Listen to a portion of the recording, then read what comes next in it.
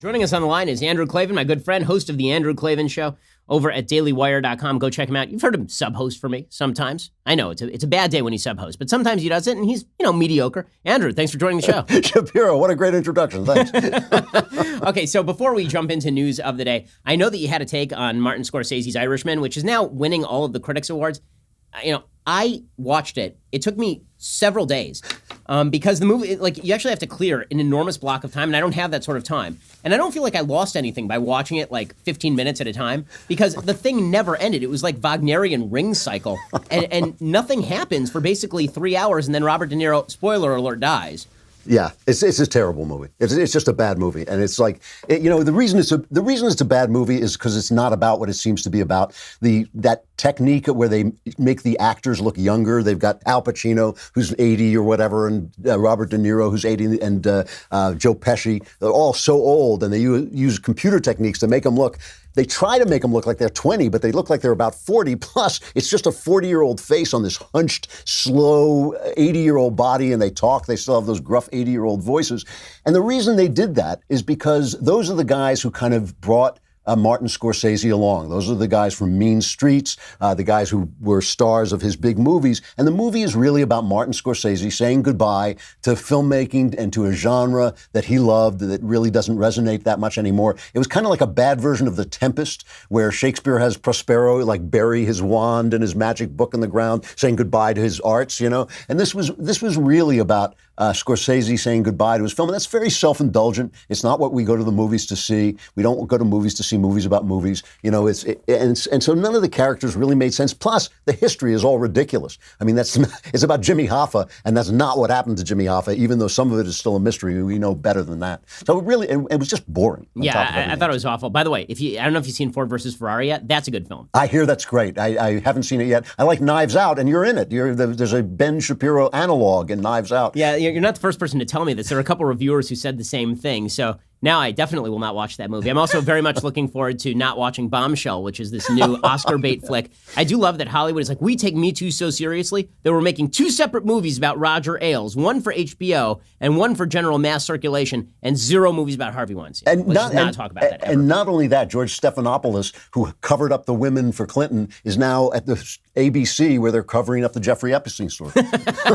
Exciting. Okay, so Drew, I'd be remiss if I did not ask your opinion on the brilliant performance by our Speaker of the House, Nancy Pelosi, today. She announced that, indeed, the Democrats will impeach, which is about as shocking as Rosie O'Donnell coming out of the closet way back when. And it's just that there was no shock involved. Obviously, from the moment they announced impeachment inquiry, it was moving in this direction. And then she got very offended that anyone would suggest that she's doing this because she hates Trump, because as a good Catholic, she hates no one, except for unborn babies, apparently. So what was your take on all this shebang? It's so sad. I mean, first of all, I feel that Pelosi was kind of pushed off a building by the left. I mean, she knows this is bad medicine. She knows this is no good. That people don't care. Nobody cares. Chuck Todd is on MSNBC saying they should force the candidates to stop campaigning so people will watch these impeachment hearings. The impeachment hearings have been a goat rodeo. They've been embarrassing. I mean, it really is. It's just terrible. And to have Nancy Pelosi go on and parade her sorrow and her love of America and her dedication to the founding is just absurd. Yesterday, at these Judiciary Committee hearings, they had these three law professors come on and say, "Oh yes, we have to impeach Donald Trump." One of them, this guy Noah Feldman, had written a huge article for the New York Times magazine praising Sharia law. I mean, this is who their experts are. One of them hated Trump so much she had to cross the street when she was near the hotel in Washington, beautiful hotel that Trump built. I mean, these are like loons. But the whole thing has been about these credentialed elites coming forward and saying, well, we don't really know anything, but we don't like the president. That's been the entire thing. Yep. Guys in uniform come forward, and the New York Times says, oh, look at their gray hair. Isn't it the chiseled features of their veracity? It's just amazing. And we're supposed to go like, oh, okay, well, you guys must be important credentialed people, so we'll give up our elected president. Yeah, I mean, it's absurd on its face. It's also absurd. I mean, listen, I have the credentials and you have the no hair, and yet we are apparently not reassuring enough for the American public. We're sane. I think that's the crime.